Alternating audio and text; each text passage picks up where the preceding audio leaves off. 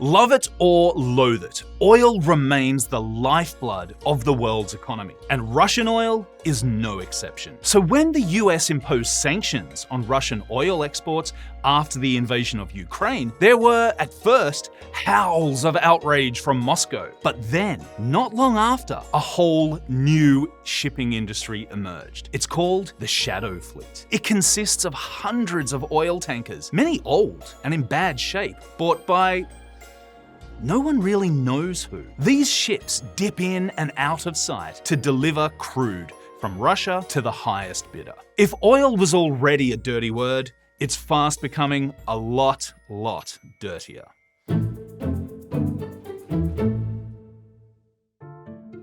This shadow fleet raises the question of whether sanctions against Russia are fit for purpose. Here's why.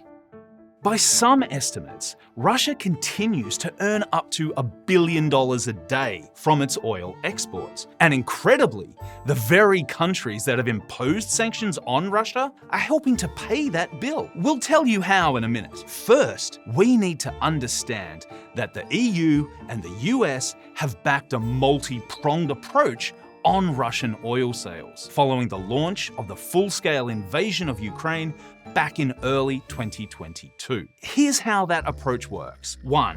The sanctions prevent direct sales of refined oil to the countries that have imposed the ban. And 2, there's a global cap on how much crude can be sold for. The EU and the UK were expected to monitor the whole strategy through their insurance companies, which cover most of the legitimate shipping industry. Sounds great, right? Well, not so much, because Russia is now selling its crude to countries like India and China. And to get around the whole inconvenience of insurance, the ships they're using are increasingly off the grid.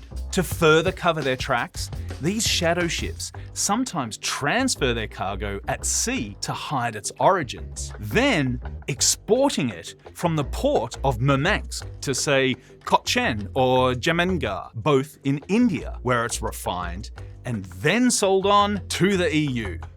The ships have been hard to follow because they often turn off their identification beacons. But new techniques that combine artificial intelligence with satellite images can now spot shadow fleet transfers.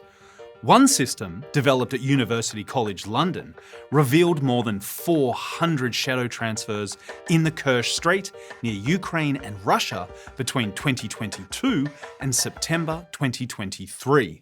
India became the world's leading importer of Russian crude oil in 2023. It imports an average of 1.75 million barrels a day. That's a 140% increase over the previous year. And at the same time, the European Union's imports of refined products from India soared from 111,000 barrels a day in 2022 to nearly 232,000 barrels per day in 2023. That's the highest it's been in the past 7 years, analysed by Kepler, which provides data and analytics for global trade. It's basically a massive sanctions loophole. Because here's the deal. Once Russia's crude is refined in a third country, it's no longer considered Russian.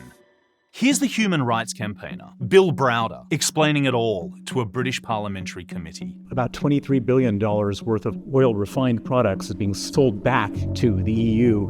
And I believe that last year, the UK bought $2.2 billion worth of that refined product. And so as long as Russia can sell the oil, Russia can use that hard currency to buy weapons, and they can use those weapons to kill Ukrainians.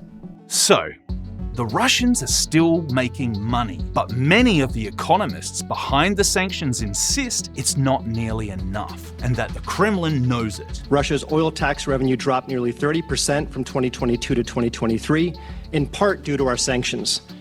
And when Russia took action to evade the price cap, we worked with our partners to tighten enforcement, and we can take further action to increase the cost of Russia using its shadow fleet.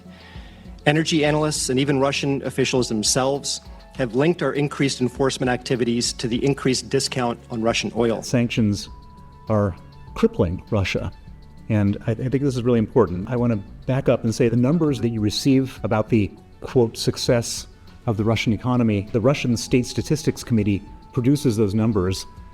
The Russians lie in every other area.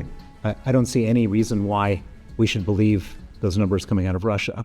On top of all this shadowy business that's been going on, there's also a possible environmental price to be paid. Even well-maintained ships can get into trouble at sea, and old ships carrying illegal oil pose a massive risk of sinking. They're also hard to track because of their opaque ownership records and their use of non-Western insurance. They also have little incentive to follow cleaner shipping practices. The shadow fleet moving Russian crude could very well end up costing us all a good deal more than we bargained for.